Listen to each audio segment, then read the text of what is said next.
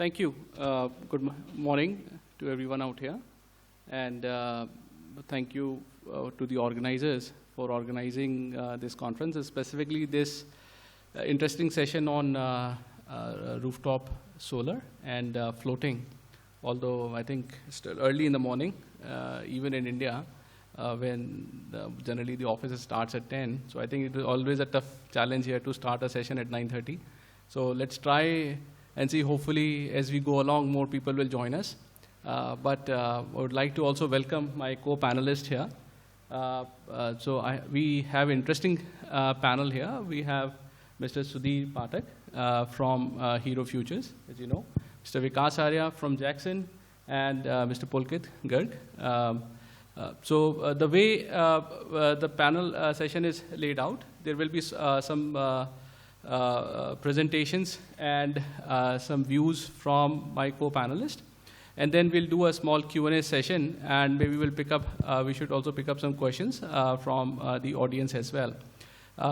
From just giving a perspective that we'll talk about from what are the challenges associated with engineering, what are the regulatory challenges in this sector, then what is happening with the government's role on push on specifically on Make in India initiative, specifically on solar panel manufacturing.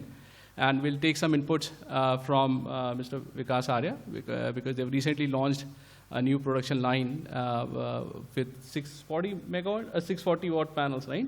So which is, I believe, is India's first ALLM approved panels. So we'll get some insights what's happening on that end. And we'll also get some insights with Mr. Pulkit on what's happening on the manufacturing end, specifically related to fabrication of structures, transmission lines. They have expertise on that perspective. And in general, we'll also discuss about, I think since the audience numbers are low, maybe we can also keep it a little bit floating. If you have any questions, please feel free so that we can, we can include your thoughts also as we go along. So what I would do is, I also have a small presentation about what we do. I'll run through that presentation, and then I'll invite my other co-panelists, and once that is over, we'll start with our Q&A session. With that, I will request if you can pull up SunSource Energy's presentation. Unfortunately, we have another co-panelist who was supposed to join us from Spain, Andreas, on specifically on floating solar. So we are having some technical, what I understand, technical glitch on getting him connected. We are awaiting if he will be able to share his recorded video. If that comes along, we'll also play that as well. We were actually hoping that if he could have joined in, we could get some interesting insights on specifically what's happening on the floating world from the solution provider's perspective. So with that, I represent a company called SunSource Energy. I'm one of the co-founders, and we are focused on commercial industrial segment, where we focus as a developer, where we focus on rooftop as well as open access projects, as they're called here in India, where we sell power specifically to industrial commercial segment here. We are now getting close to about 400 odd megawatts with our portfolio under construction, built out, and developed or spread across multiple states. Mix of, and these are the assets which we own, we're talking about, and spread across India. Although we are doing some projects in Southeast Asia, we're just getting our first project on our books commissioned in Thailand. We have done some work as an EPC in other countries as well. But we now have a refocus on India specifically, where we aim to own about 1,000 megawatts is a new mantra in next 4 years. Specifically in commercial industrial sector. So last year we did a transaction where we bought a Dutch multinational called SHV Energy. It's a 125-year-old company out of Netherlands to become a majority shareholder. With that, we not only got a balance sheet strength to implement and own these assets, but also gives us a deep insight in the customer relationship aspect, because we are now backed by a strategic investor. So that means that we are now able to take calls, which are long-term, 10, 20 years type calls, which are very, very long-term calls. SHV, just from perspective, so SunSource has been operating in India for last 12 years. And SHV as a company has been, as I said, about 125-year-old, about 56,000 people globally, multiple verticals underneath. And one of the major vertical is energy, which is SHV Energy, which is world's largest LPG and LNG provider. Then there are other companies underneath. We'll talk about specifically about this particular session, where we talk about solar specifically and rooftop and floating. So as we see in India, it's about 8 odd gigawatts of distributed solar which has been installed. When I say distributed solar, it includes residential, commercial, industrial, including either rooftop or open access. But this number is always debatable, right? Whichever, because there are multiple now entities which publish these numbers, and they keep on varying. But more or less is what we understand. And I'll also basically get a urge my co-panelists also to provide that feedback. But what we understand, I think we are slow, but I think we are getting there. It's about 8 gigawatt number, specifically in this sector. This is excluding the utility sector. Last year was an interesting year where we deployed about 1.7 gigawatts of commercial industrial projects. Specifically, what we understand was rooftop solar projects. This includes large-scale rooftops, smaller rooftops, and but from our perspective, probably would have included some open access projects as well. But year-on-year capacity, we are increasing, almost touching about 140% growth we are seeing in India. We should also look at last year was a bit challenging year as well, coming out of COVID. Half the year was already gone, so a lot of supply chain issues which were happening globally. But I think as an industry, we all came together. And eventually, customers also realized that getting energy through the energy transition is very, very important, even at the residential and commercial industrial level. So we see now that numbers should start jumping up. But there are always regulatory challenges or other challenges which also came in. But what we see is with the Make in India initiative coming in, the supply chain issues should start easing out. But at the same time, there are always larger issues on polysilicon and aspects. What we see is now about 300 odd megawatts of floating solar is already installed. New tenders are coming out, but this is excluding smaller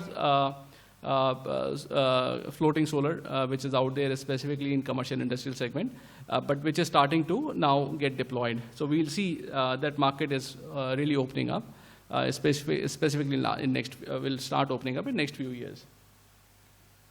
So what are the key drivers, what we are seeing, right? So definitely there is a strong government support.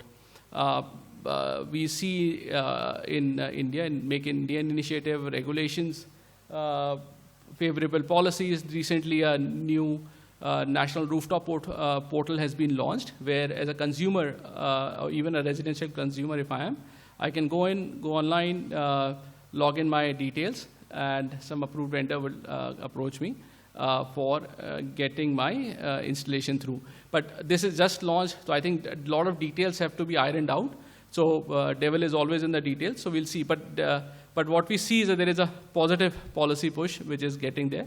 And as an industry, this also creates a lot of opportunities for youngsters, opportunities for entrepreneurs, because what we also see is in our rooftop solar specifically, there are very less quality providers.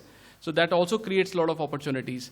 I personally keep on getting a lot of calls and emails, but it's very difficult to pinpoint because we do some large-scale projects for smaller residential type projects. So it's opening up a large market share. So other thing is what is happening on the newer technologies, new battery technologies are coming in, floating is coming in. What we are also seeing is as due to COVID, globally as it has happened in India, a lot of people have moved from tier 1 to tier 2 cities. We are seeing that impact in India as well. And what that is resulting in, and even in tier 2 cities, the consumption patterns are increasing, and the distribution utilities are moving to time of day use model, time of day pricing. So what that means is basically off-peak and on-peak pricing. As that people are moving to tier 2 cities back from tier 1 cities, we see surge in the demand is coming in, and it is difficult for distribution utilities to support that. So they are also looking for some innovative solutions at the substation level, where either through storage or through other energy efficiency aspects, the time of day can be supported. So we see that in near future, and some pilots are already starting to happen at the substation level as well. A lot of storage will start coming in. So this is also going to start a new cycle of deployment in India on storage in particular. What we also see is very strong commercial, industrial, and power market. I think, as you may know, India accounts almost 50% of power which is consumed in India is dedicated towards commercial industrial market. And as global supply chains are moving towards greening of supply chain, we see a lot of exports which happen out of India.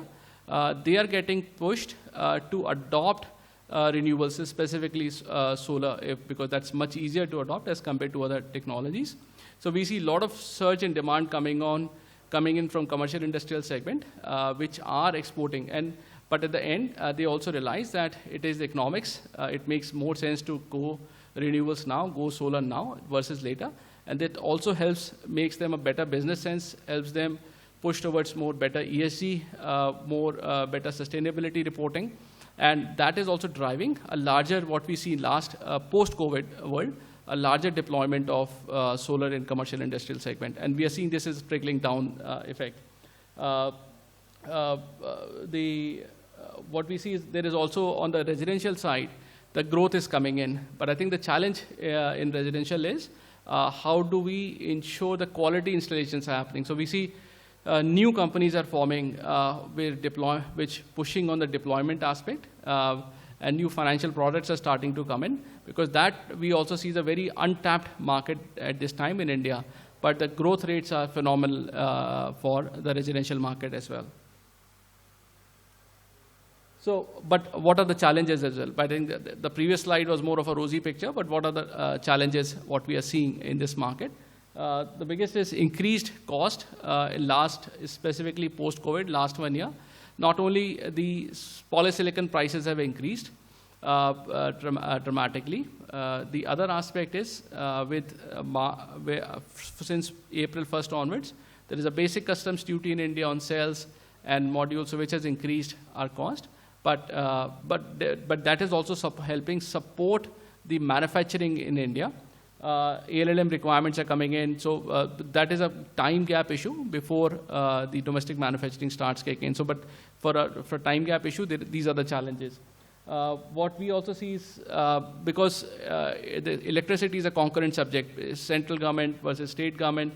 So there is definitely a regulatory challenges which, as a developer or solar developer, we face with. But government also understands this, so they're trying to streamline with the new green rules which are there, the new draft electricity, with the new Electricity Act which is already in the Parliament.